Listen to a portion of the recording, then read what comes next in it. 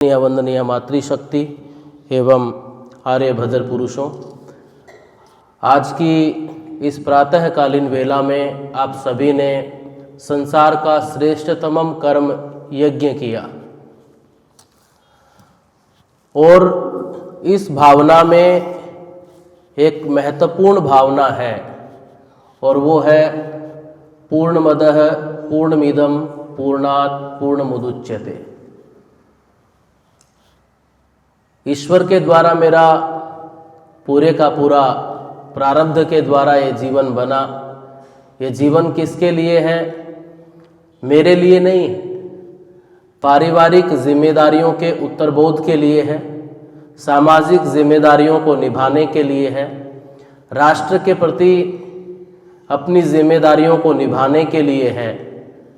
और महर्षि दयानंद जिस परंपरा से आए, जिस तरीके से उनका जीवन रहा और इस देश में जिस तरह के विचार की उस समय आवश्यकता थी, उसके ऊपर उन्होंने सबसे ज़्यादा जोर दिया। स्वदेशी की बात की, आज़ादी की बात की, स्वभाषा की बात की और अपने आप को देश के लिए, समाज के लिए अन्याय का प्रतिकार करते हुए अगर व्यक्ति पूर्ण रूप से आहुत कर देता है, वही मनुष्य है। मनुष्य की परिभाषा के जो पैरामीटर हैं, उसको जिस लेवल पर जाकर के दयानंद ने सेट किया, उस समय इस गुलाम देश के बहुत सारे नौजवानों का उत्साह वर्धन करने वाला था उनका संदेश, जिन्होंने अपने आप को उस समय राष्ट्र के लिए, समाज के लिए बिना परिवार की परवाह किए आहुत किया। एक ऐसे ही व्यक्ति थे जिनका 27 फरवरी 1931 को देहांत हुआ था। देश के लिए उन्होंने शहादत अर्जित की थी और कितना अद्भुत जीवन था। गरम दल के जितने भी आंदोलन थे, चाहे वो बिस्मिल ने शुरू किया, चाहे भगत सिंह नेतृत्व कर रहे थे, उसके मूल में योजनाबद्ध तरीके से अगर कोई शक्ति मजबूती के साथ में कार्य कर रही थी तो इस व्यक्ति की थी। आपको हर आंदोलन में ये व्यक्ति मिलेगा। और जन्म कहां पर हुआ? एक छोटे से आदिवासी गांव में, भावरा, मध्य प्रदेश में। पारिवारिक परिस्थितियां कैसी थी? बेहद गरीब परिवार, इतना ज्यादा गरीब परिवार की रात का खाना घर में बनेगा या नहीं बनेगा, इस बात की भी गारंटी नहीं थी। पिता का नाम सीताराम तिवारी था और माता का नाम जगरानी देवी था। अभाव में पैदा हुए, संघर्षों की परिस्थितियों में पैदा हुए, विकट परिस्थितियां थी, लेकिन आदिवासी बच्चों के साथ में, भीलों के साथ में खेल करके निशाना लगाना सीखा और निशाना उनका अचूक हो गया था। असहयोग आंदोलन चला महात्मा गांधी का और उस समय उन्होंने घर छोड़ दिया था। 12-13 वर्ष की उम्र थी और जब घर छोड़ दिया था तो भाग करके घर से वो आ गए थे, क्योंकि पिताजी उनके बड़े कठोर थे। और महात्मा गांधी के असहयोग आंदोलन में अनेक युवा कूदे थे, उसमें से ये लड़का भी था। और जब असहयोग आंदोलन में कूदे थे तो उस समय इनको गिरफ्तार कर लिया गया और जब गिरफ्तार किया गया तो इनको 15 कोड़ों की सजा सुनाई गई थी। इसका जिक्र जवाहरलाल नेहरू ने भी किया है। वो कहते हैं कि वो दिन बड़ा अद्भुत दिन था, जिस दिन एक 13-14 साल के बच्चे को भारत माता की जय लगाने के खिलाफ असहयोग आंदोलन का वो समर्थन कर रहा था, इसलिए 15 बेतों की सजा सुनाई गई थी। और जब उसको खुले में ला करके उसके दोनों हाथों को बांध करके उसके बदन को नंगा किया गया और उसके बदन को नंगा करने के बाद उसके शरीर के ऊपर कोड़े बरसाने शुरू किए। और जब कोड़े बरसाने शुरू किए तो जब उस 13-14 साल के बच्चे के शरीर के ऊपर जब वो कोड़े लग रहे थे तो प्रत्येक कोड़े के साथ में वो बच्चा भारत माता की जय का नारा लगा रहा था। कोड़ा जैसे ही शरीर के ऊपर पड़ता था, जवाहरलाल नेहरू लिखते हैं कि वो अपने साथ में खाल को खींच करके ले आता था, रक्त बहने लग गया था, लेकिन 15 कोड़ों तक लगातार ये बच्चा भारत माता की जय का नारा लगाता रहा और आगे चल करके यही बच्चा उत्तर भारत का एक बहुत बड़ा क्रांतिकारी बना। उनका नाम था चंद्रशेखर आजाद। और आजाद क्यों पड़ा? उसी समय उनसे पूछा गया था कि तुम्हारा नाम क्या है, तो उन्होंने कहा कि मेरा नाम आजाद है। और जब उनसे पूछा गया कि तुम्हारे पिताजी का नाम क्या है, तो उन्होंने कहा कि महात्मा गांधी है। और जब उनसे पूछा गया कि तुम्हारा घर कहाँ है, तो उन्होंने कहा कि जेल मेरा घर है। आप सोच करके देखिएगा कि 13-14 साल के बच्चे ने उस समय में ये जवाब दिया था। और बनारस में जब 14-15 कोड़े मारे जाते थे किसी खूंखार अपराधी को भी, तो उसकी इतनी हिम्मत नहीं होती थी कि वो उठ सके, उसको डाल करके 4 आदमी उठा करके ले जाते थे। लेकिन ये बच्चा कुछ समय के बाद खुद अपने आप उठा और उठने के बाद वहां से चला। और जब ये बात पता चली तो बनारस में एक सभा की गई और उस सभा में एक बेंच लगाया गया और उस बेंच के ऊपर इसको खड़ा किया गया और कहा गया कि ये बच्चा है जिसने हंसते हंसते अंग्रेजों के 15 कोड़े अपने बदन के ऊपर सहे हैं और ये भारत माता की जय के नारे लगा रहा था ताकि युवाओं को प्रेरणा मिल सके। उसके बाद से उनका नाम चंद्रशेखर आजाद पड़ा। ये जो आजाद उपनाम है उनको वहां से मिला। तो इस तरह के लोग जिन्होंने अपने आप को इस देश की आजादी के लिए खपाया वो थे, उनमें से एक थे चंद्रशेखर आजाद। भारत जब आजाद हो चुका था तो उसके बाद एक दल जापान से घूमने के लिए हिंदुस्तान में आया था किसी सरकारी कामकाज से, और उन्होंने चंद्रशेखर आजाद के बारे में पढ़ा था। जब उन्होंने अपना सरकारी कार्य निवृत्त कर लिया तो उन्होंने कहा कि हमें चंद्रशेखर आजाद का स्मारक देखना है। आज से 25 साल पहले वहां पर स्मारक के नाम पर केवल एक झोपड़ी थी। जब उनको ये कहा अधिकारियों से कि हमें चंद्रशेखर आजाद का स्मारक देखना है तो बड़े आश्चर्य में पड़ गए। पता किया तो वहां पर कोई स्मारक है नहीं। और जब वहां पर जाकर के उन जापान के अधिकारियों ने एक झोपड़ी को देखा तो उन्होंने कहा कि इतना बड़ा क्रांतिकारी और उसके गांव की इतनी बड़ी दुर्दशा, अगर ये क्रांतिकारी हमारे देश में पैदा हुआ होता तो हमारे देश का नाम आजाद जापान होता। अब सोच करके देखिएगा कि किस तरह की दुर्दशा रही होगी उनके गांव की उस समय में। आज तो उसका नाम आजाद नगर रखा हुआ है।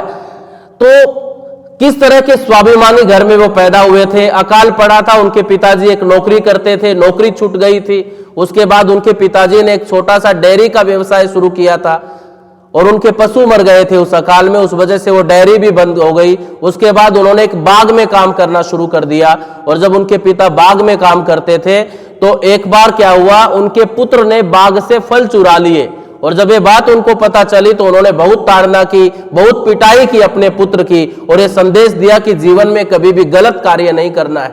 उनके पिता कितने स्वाभिमानी थे। एक बार बाहर बैठे हुए थे, उनकी मां बाहर से आ रही थी, हाथ में कुछ ले रखा था क्योंकि घर में आटा तो था लेकिन नमक खत्म हो गया था और वो कहीं से मांग करके नमक लेकर के आ रही थी। उनके पिता ने पूछा कि कहां से आ रही हो, तो उनकी मां ने कहा कि घर में आटा तो है थोड़ा सा लेकिन नमक नहीं है, क्योंकि नमक और आटे की रोटी खाया करते थे। तो उसके बाद उनके पिताजी ने कहा कि नमक कहां से लेकर के आई हो, तो उन्होंने कहा कि पड़ोस के यहां से मांग करके लाई हूं। तो उनके पिता ने कहा कि नहीं, इन्हीं पैरों से वापिस जाओ और नमक वापिस दे करके आओ, क्योंकि हमें हमारे पास जो कुछ है उसमें गुजारा करना है, किसी से उधार नहीं लेना है, उधार नहीं मांगनी है। इन परिस्थितियों में उन्होंने अपने बेटे का लालन पालन और पोषण किया था। आप सोच करके देखिए किस तरह की परिस्थितियां थी।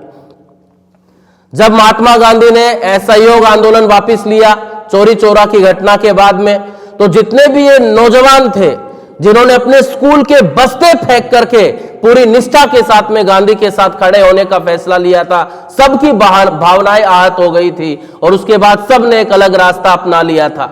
रामप्रसाद बिस्मिल के नेतृत्व में कई क्रांतिकारियों ने मिलकर के हिंदुस्तान रिपब्लिकन एसोसिएशन की स्थापना की और हिंदुस्तान रिपब्लिकन एसोसिएशन के साथ में चंद्रशेखर आजाद जुड़ गए थे।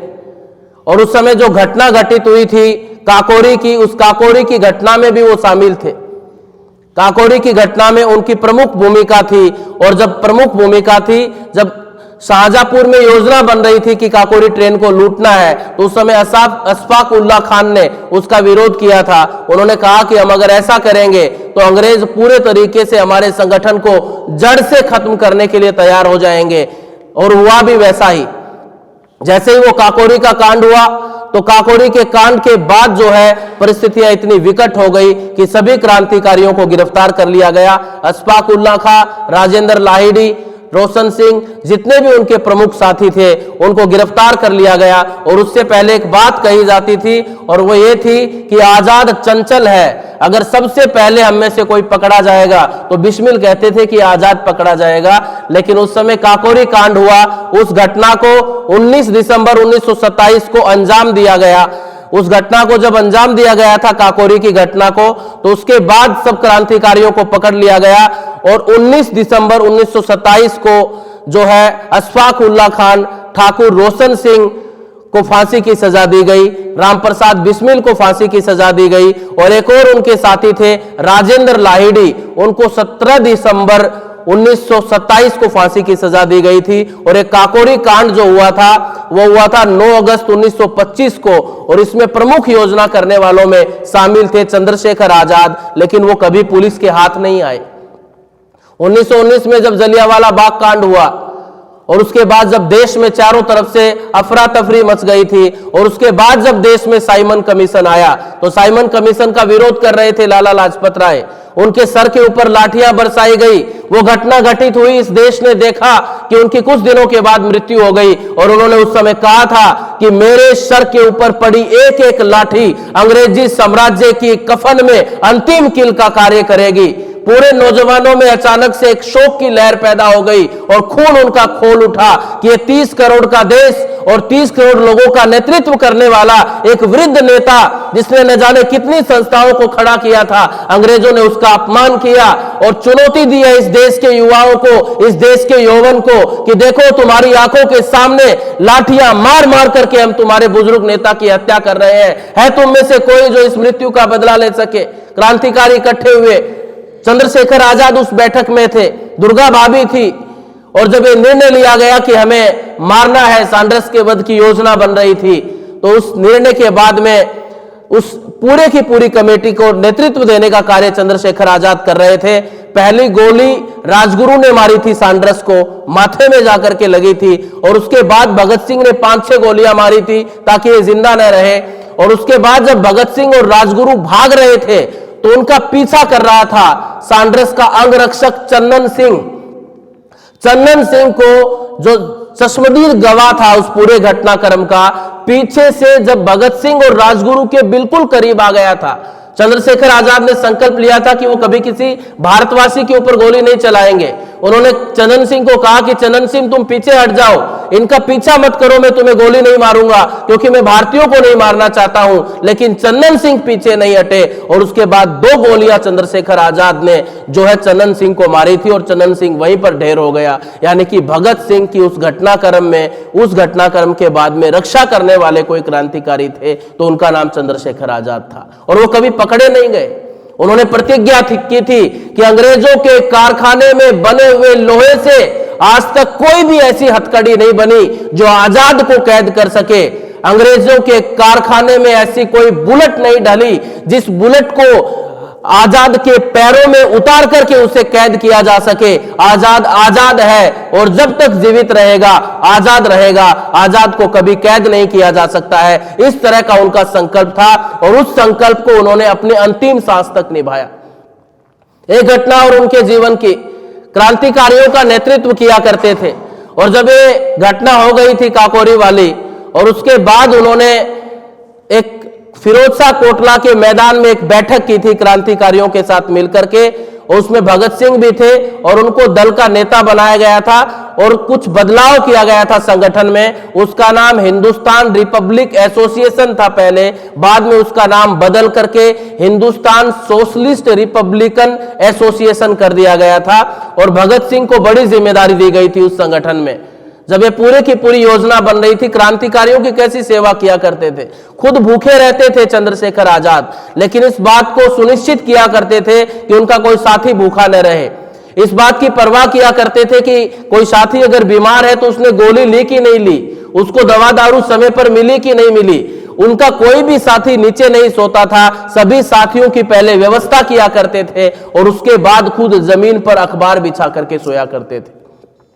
बेहद कठिन जीवन, बेहद विकट परिस्थितियों में रहे। आप सोच करके देखिएगा कि कितने निडर व्यक्ति थे।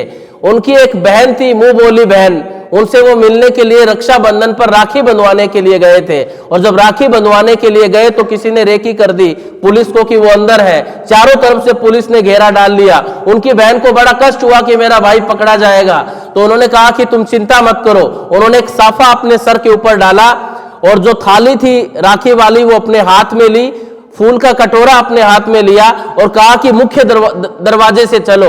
तो उनकी बहन ने कहा कि कैसी बातें कर रहे हो, मुख्य दरवाजे के ऊपर तो पुलिस खड़ी हुई है। तो उन्होंने कहा कि बस तुम घबराना मत, बाकी चिंता मत करो। और जब वो आगे बढ़े तो मुख्य दरवाजे पर सिपाही खड़े थे। उनकी बहन ने 2 सिपाहियों को राखी बांधी और उनके साथ वो निकल गए। यानी कि आप सोच करके देखिएगा कि कितने दिलेर व्यक्ति रहे होंगे, आप कल्पना भी नहीं कर सकते हैं। इतनी दिलेरी विकट परिस्थिति में अपने आप को किस तरीके से संभालना है।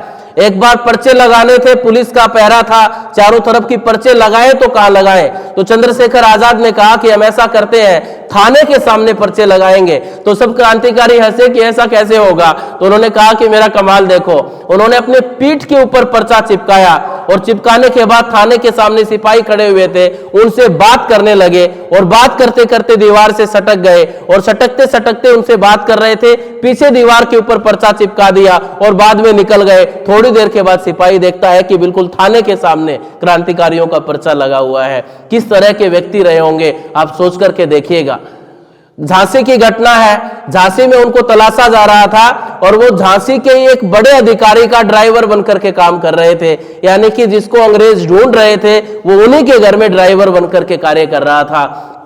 कभी अंग्रेजों के हाथ में नहीं आए, लेकिन परवाह हमेशा देश की रहती थी, चिंता हमेशा देश की रहती थी और देश की चिंता से कभी वो बाहर नहीं निकल पाए।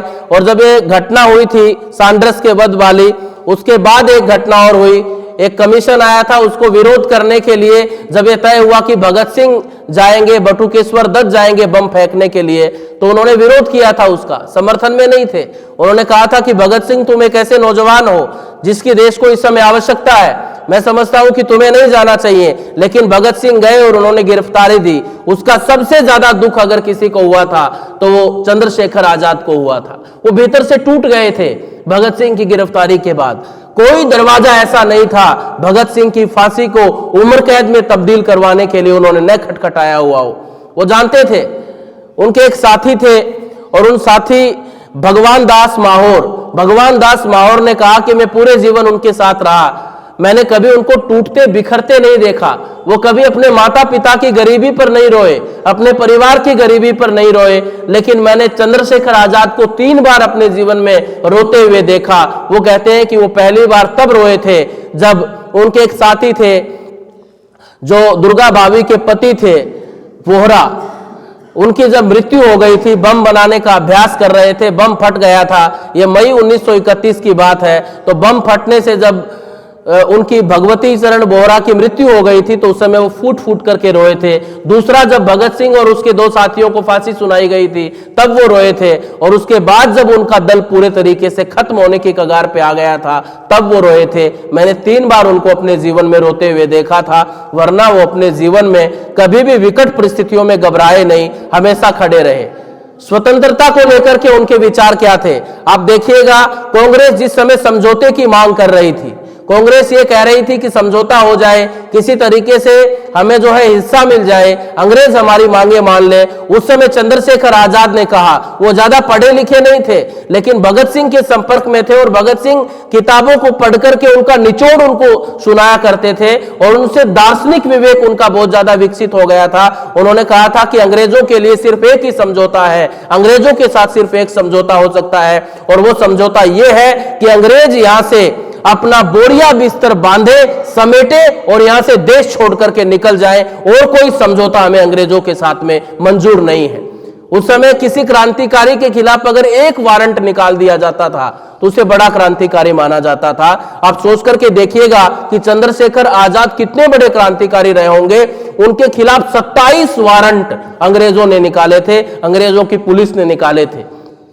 एक खुफिया विभाग उनको पकड़ने के लिए काकोरी कांड के बाद से ही बनाया गया था, जिस खुफिया विभाग की खबरों के द्वारा अशफाक उल्ला खान, राजेंद्र लाहिड़ी और बिस्मिल को पकड़ा गया था। वो उसका एक नेतृत्व वरिष्ठ अधिकारी कर रहा था। उसने सीआईडी में 100 लोगों को इसलिए भर्ती किया हुआ था क्योंकि उन्होंने चंद्रशेखर आजाद को देखा था।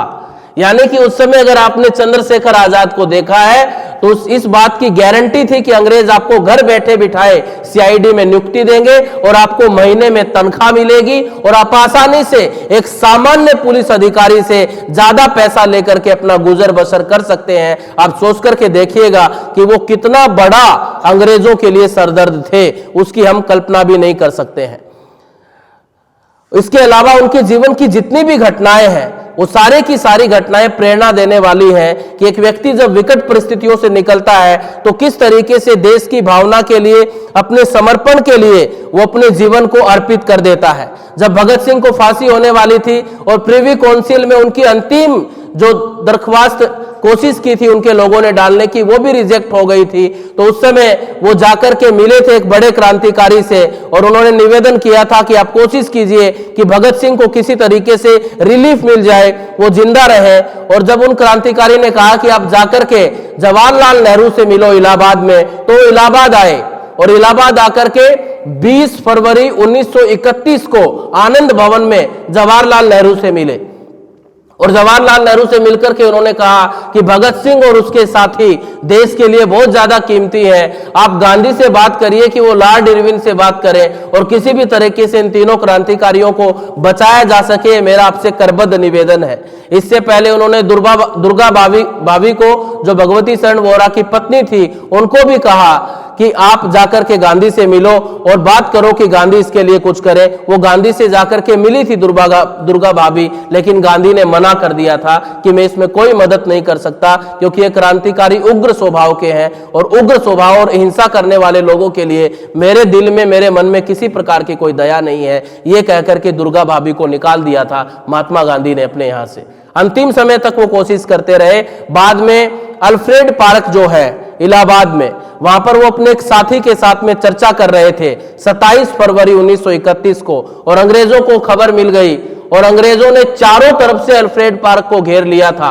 आप सोच करके देखिएगा, 80 लोगों का दल लेकर के सीआईडी का जो उस समय प्रमुख अधिकारी था वो पहुंचा था और 80 लोगों का दल लेकर के वो पहुंचा था। चारों तरफ से उन्होंने घेर लिया था और अकेले एक माउजर पिस्टल के साथ में 32 मिनट तक 80 लोगों का सामना करते रहे चंद्रशेखर आजाद। और जब अंत में एक गोली बच गई उसमें, तो उन्होंने कहा कि मैंने प्रतिज्ञा की थी मातृभूमि कि मैं आजाद हूं, मेरा देश गुलाम जरूर है, लेकिन आजाद के प्राण जब तक है, शरीर में जब तक सांस है, जीते जी आजाद कभी अंग्रेजों के हाथ नहीं आने वाला है। मैंने उस प्रण को अब तक निभाया है, जितनी सेवा में तेरी कर सकता था मैंने अपने पूरे सामर्थ्य से, अपनी पूरी शक्ति से, अपने परिवार की परवाह न करते हुए अपने जीवन में कभी भी पीछे मुड़ करके नहीं देखा।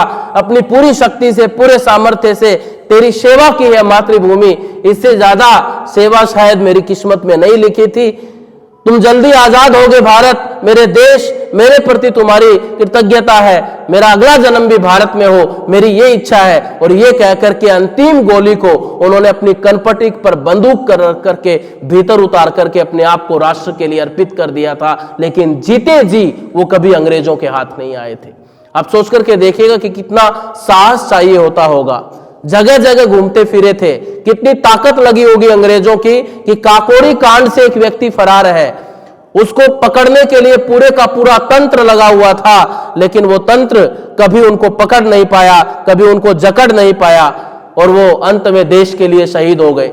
ऐसे कहा जाता है कि जब ये घटना फैली तो उसके बाद अंग्रेजों ने आनन फानन में उनका दाह संस्कार किया, डेड बॉडी नहीं सौंपी थी।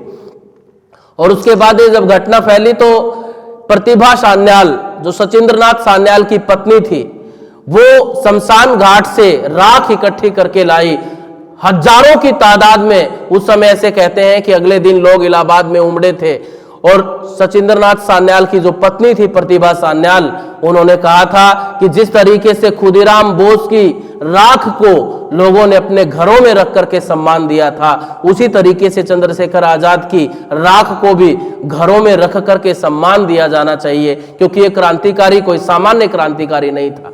दुर्गा भाभी ने उनकी शहादत के बाद कहा कि देश के प्रति अपने जज्बे को लेकर के वो फौलाद की तरह थे, झुकने वाले नहीं थे। जहां पर देश की बात आ जाती थी वहां पर वो अपना अंग अंग कटाने के लिए तैयार रहते थे। इस तरह का भाव, इस तरह की भावनाएं चंद्रशेखर आजाद की इस देश के साथ में, इस मिट्टी के साथ में जुड़ी हुई थी।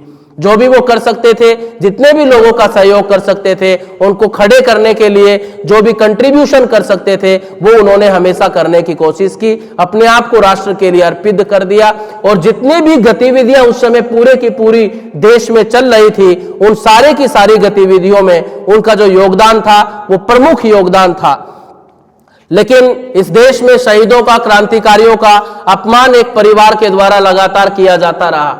इस देश की आजादी को थाली में परोस करके इस तरीके से सौंपा गया कि ये देश किसी एक परिवार की बपोती रहा है और उसी परिवार ने अपने आप को राष्ट्र की आजादी के लिए अर्पित किया है। ऐसा इस देश में भाव, ऐसा इस देश में प्रचार किया गया।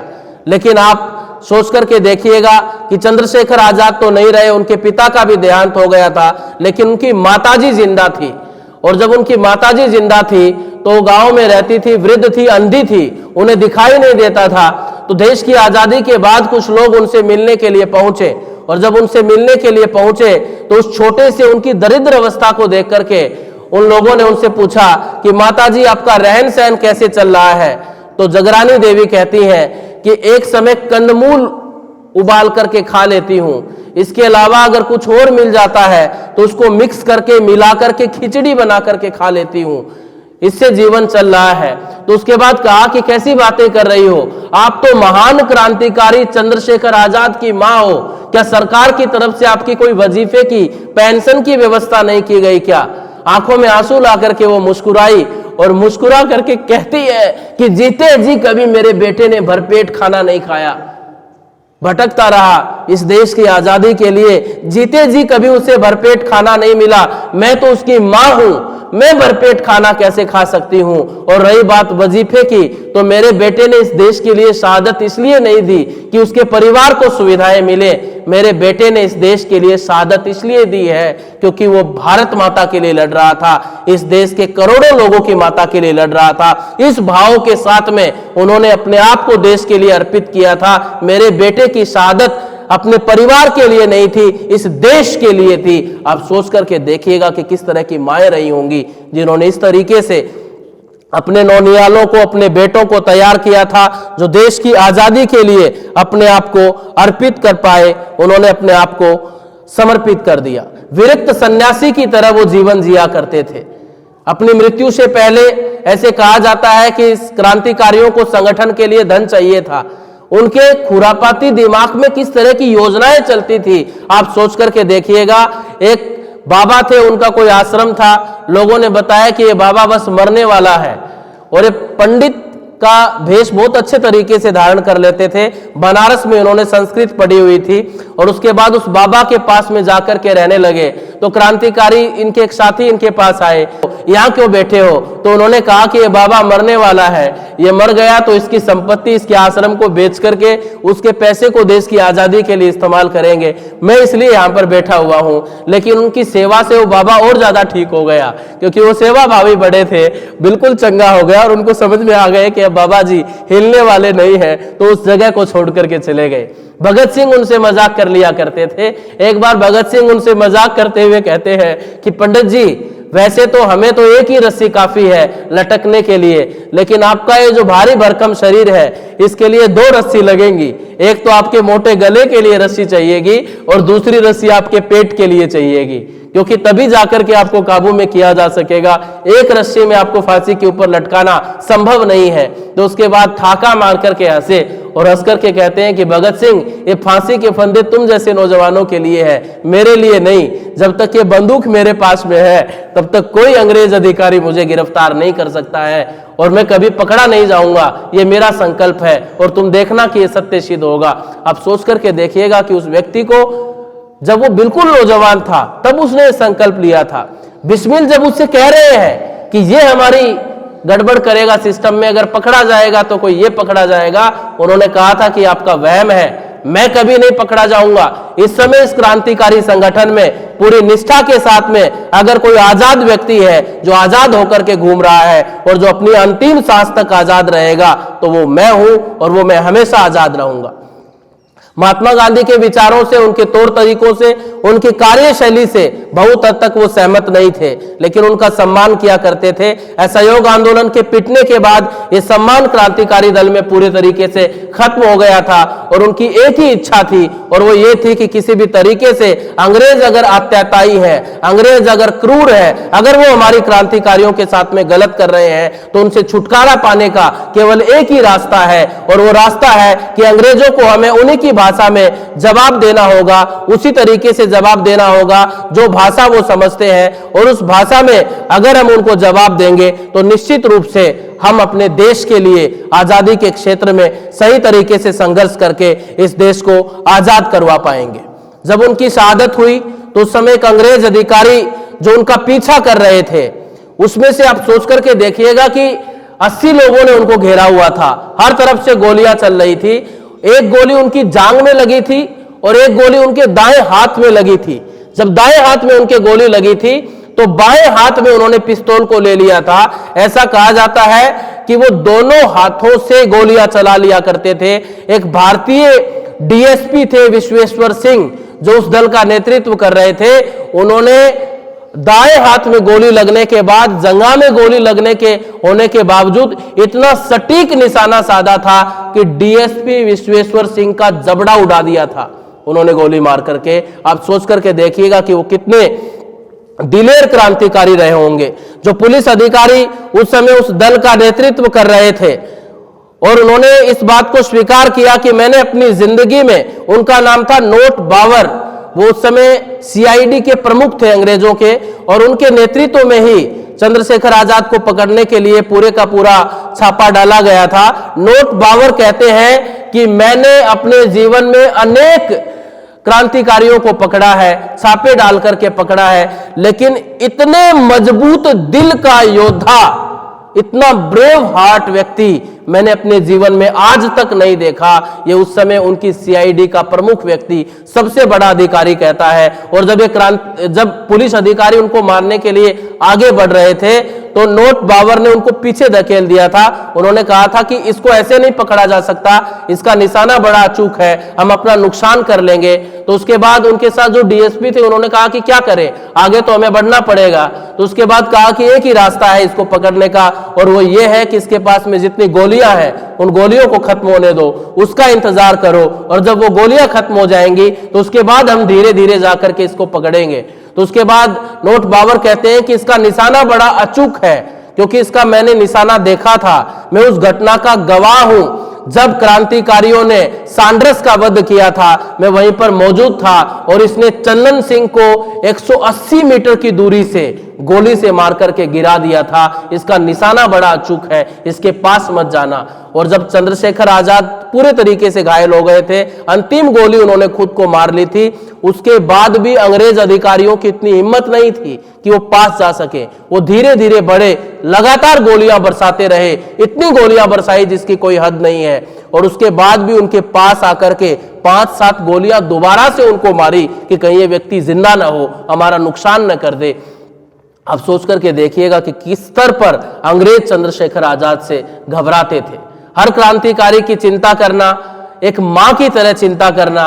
और जब उनके कुछ गांव के लोग उनसे मिलने के लिए आए, जब काकोरी ट्रेन को लूट लिया गया था, उसके बाद की घटना है, और उनके गांव के लोगों ने कहा कि तुम्हारे माता पिता की हालत बहुत ज्यादा गंभीर हो रखी है, अत्यंत गरीबी में अपना जीवन बिता रहे हैं, अब तो तुम्हारे पास पैसे आ गए हैं, तुमने तो ट्रेन लूटी है, इतना ज्यादा धन तुम्हारे पास में है, उसमें से कुछ पैसा अगर तुम अपने परिवार के पास भेज दोगे, अपने माता पिता के पास भेज दोगे, तो उनकी गरीबी दूर हो जाएगी। आप सोच करके देखिएगा कि किस तरह की भावना उनके मन में रही होगी। उन्होंने कहा कि मेरे पास ये बंदूक है, इस बंदूक में 2 गोलियां हैं, वो 2 गोलियां मैं अपने माता पिता को दे सकता हूं, ये पैसा नहीं दे सकता, ये पैसा देश की आजादी के लिए है, इससे ज्यादा मैं कुछ नहीं कर सकता।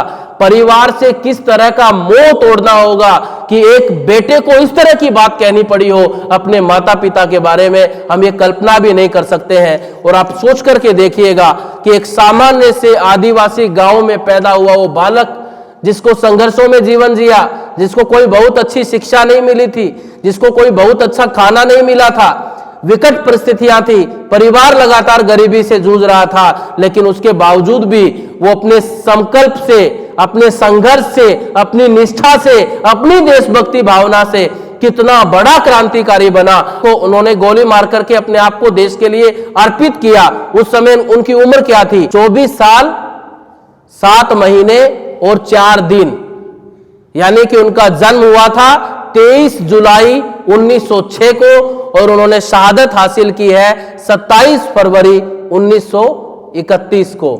यानी कि क्रांतिकारियों से स्नेह, उनके प्रति समर्पण, उनके प्रति भाव। उनके एक साथी ने कहा कि जब भगत सिंह को सजा हो गई थी तो चंद्रशेखर आजाद पागल हो गए थे, वो उनको छुड़ाने के लिए सरेआम घूमने लग गए थे। हमें इस बात का एहसास हो गया था कि अब ये क्रांतिकारी ज्यादा दिन तक आजाद नहीं रह सकता, ज्यादा दिन तक जिंदा नहीं रहने वाला है, क्योंकि वो पूरे तरीके से भगत सिंह और उसके दल के साथ में इतने भाव के साथ में जुड़े हुए थे कि उसके बाद वो लंबे समय तक जीवित नहीं रहे। महर्षि दयानंद ने जो एक लौ जलाई थी, स्वदेशी की बात की थी, स्वराज्य की बात की थी, उस स्वराज्य और उस स्वदेशी को पाने के लिए न जाने कितने क्रांतिकारियों ने अपनी पीढ़ियां खपाई हैं।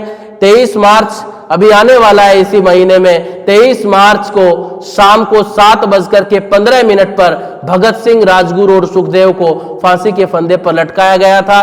भगत सिंह का ये पूरे का पूरा परिवार स्वामी दयानंद के बताए रास्ते के ऊपर चल रहा था और चंद्रशेखर आजाद ने भी अपने जीवन में अनेक अवसरों पर छिपने के लिए आर्य समाजों और गुरुकुलों की जमीन का इस्तेमाल किया था। यानी कि उस समय क्रांतिकारियों को रोटी देने के लिए, क्रांतिकारियों को जगह देने के लिए उस समय अगर सबसे उपजाऊ भूमि कोई इस देश में थी, सबसे उपजाऊ और सबसे सुरक्षित जगह इस देश में कोई थी, तो इस देश के गुरुकुल थे, इस देश के आर्य समाज थे। हमें उस बात को लोगों के बीच में लेकर के जाने की जरूरत है। आपके समाज का इस देश को आजाद करवाने में, महर्षि दयानंद का इस देश को आजाद करवाने में बहुत बड़ा योगदान है। और उसी कड़ी में एक ये वीर था जिसको याद किया जाना बहुत आवश्यक है। सरकार याद करे न करे, लेकिन इस देश के लोगों को पता होना चाहिए कि किस परिवेश में पैदा होकर के चंद्रशेखर आजाद ने नेतृत्व गुण अपने भीतर ला करके इस देश की आजादी के लिए अपने आप को राष्ट्र के लिए अर्पित कर दिया। तो ये वही पूर्णाहुति है जिस पूर्णाहुति की हम बात कर रहे हैं। ये जो पूर्ण आहुति का भाव है जो यज्ञ के साथ में जुड़ी हुई है, इसमें व्यक्ति भाव के साथ में कहता है कि हर परिस्थिति में मैं अपना योगदान करूंगा, अपने आप को पूर्ण करने की कोशिश करूंगा, मेंटली, फिजिकली, इमोशनली। उसके साथ में अपने परिवार को पूर्ण करने की कोशिश करूंगा, अपने बच्चों को अच्छी एजुकेशन, अच्छे संस्कार, अच्छा परिवेश, अच्छा माहौल, अच्छी शिक्षा देने की कोशिश करूंगा, अपने समाज को पूर्ण करने की कोशिश करूंगा और उसके लिए जो कंट्रीब्यूशन कर सकता हूं वो करूंगा। और अगर मेरे राष्ट्र के ऊपर आंच आएगी तो राष्ट्र रूपी हवन कुंड में अपने आप को आहुत करने से पीछे नहीं हटूंगा। तो वेद के जो सूक्त हैं, वेद की जो सूक्तियां हैं, वेद को जो मंत्र हैं, उनके बीच जो भाव है वो बहुत गहरा है। और दयानंद के आने की वजह से वो भाव जनमानस में जा पाया। लोगों ने यज्ञ का महत्व समझा, पूर्ण आहुति का महत्व समझा। आपको क्रांतिकारियों की जीवनियां पढ़ते हुए ये शब्द बहुत जगह पढ़ने को मिलेगा, पूर्ण आहुति। आप सोच करके देखिएगा कि यज्ञ से निकला हुआ एक सामान्य सा शब्द जिसने देश की आजादी में कितना बड़ा उस समय माहौल बना करके खड़ा किया था। भगत सिंह खुद अपने पिता को पत्र लिखते हुए कहते हैं कि जिस समय जब उनके पिता बहुत नाराज थे उनसे, वो पत्र लिखते हुए कहते हैं कि मेरे यज्ञोपवीत संस्कार के समय बाबूजी ने, यानी कि सरदार अर्जुन सिंह ने मुझे राष्ट्र की बलि वेदी के ऊपर आहूत कर दिया था, मेरी पूर्ण आहुति कर दी थी। ये बात आपको वहां पर भी पढ़ने को मिलेगी। तो मैं चंद्रशेखर आजाद की श्रद्धांजलि अर्पित करता हूं उनको। उनका जीवन इस राष्ट्र के काम आया। हमारे जैसे लोग इस राष्ट्र में, इस देश में आज़ादी की हवा में सांस ले पा रहे हैं, उसके पीछे ऐसे अनेक आज़ादों की कुर्बानियां हैं, उसे समय समय पर स्मरण किया जाना चाहिए। आपका बहुत बहुत धन्यवाद। ओम शांति।